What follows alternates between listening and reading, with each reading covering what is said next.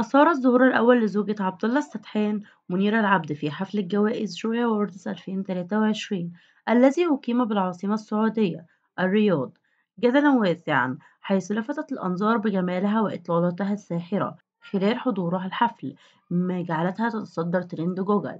وتداول رواد مواقع التواصل الاجتماعي لقطات الظهور الأول لزوجة الفنان السعودي عبد الله السدحان منيرة العبد، التي لفتت الأنظار بجمالها وإطلالاتها الساحرة خلال حضورها حفل توزيع جوائز جوي ووردز 2023 أمس في العاصمة السعودية الرياض. وأبدى العديد من رواد السوشيال ميديا إعجابهم بإطلالة منيرة العبد زوجة الفنان السعودي الشهير عبد الله السدحان ونجمة مسلسل طاش مطاش الشهير. واختارت زوجة عبد الله السدحان فستان وردي من قماش الستان الذي جاء بقصة ضيقة مبرزة لجسدها الرشيق بأكمام طويلة على شكل طيات أنيق. منيرة العبد الله زوجة عبد الله السدحان هي مواطنة من المملكة العربية السعودية وليس لها علاقة في الوسط الفني.